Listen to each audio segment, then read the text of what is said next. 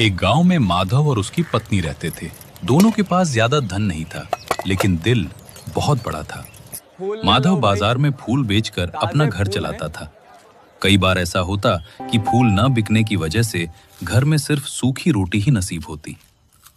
एक दिन एक गरीब औरत माधव के घर आई। उसकी आंखों में भूख और बेबसी साफ दिख रही थी। उसने कहा, भैया, मैंने कई दिनों से कुछ नहीं खाया। अगर मुझे घर के किसी कोने में रहने की जगह दे दो तो मैं तुम्हारे घर का काम भी कर दिया करूंगी। माधव बोला, बहन, हमारे पास ज्यादा नहीं है। अगर सूखा खाना खा सको तो इस घर में रह सकती हो। वो औरत उसी दिन से उस घर में रहने लगी और माधव के घर के सारे काम खुद से संभालने लगी। घर के बाहर एक छोटा सा बगीचा तैयार कर दिया ताकि माधव ताजे और अच्छे फूल बेचकर ज्यादा कमा सके। उस औरत के आने के बाद उसके फूल अच्छे दामों में बिकने लगे।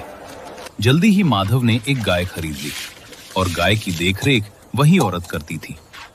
अब धीरे धीरे माधव का व्यापार फलने लगा। उसने जमीन भी खरीद ली। धनतेरस की रात आई। माधव और उसकी पत्नी प्रार्थना में लीन थे। आंखें खुली तो देखा सामने वही औरत खड़ी थी। तभी एक दिव्य रोशनी निकली और वो औरत की जगह माँ लक्ष्मी खड़ी थी। माधव और उसकी पत्नी भय और पश्चाताप से रो पड़े। माधव बोला, माँ, हमसे अनजाने में गलती हो गई। हमने आपको काम करवाया, हमें माफ कर दीजिए। माँ लक्ष्मी मुस्कुराई और बोली, माधव, तुमने मुझे तब सहारा दिया जब मैं बेसहारा गरीब औरत बनकर तुम्हारे द्वारे आई थी। यही तुम्हारा सबसे बड़ा पुण्य है। माँ लक्ष्मी ने माधव को आशीर्वाद दिया, तुम्हारे घर में कभी धन और सुख की कमी नहीं होगी। इतना कहकर माँ लक्ष्मी अंतर्ध्यान हो गई। सीख, माँ लक्ष्मी वहीं निवास करती हैं जहाँ दिल सच्चा और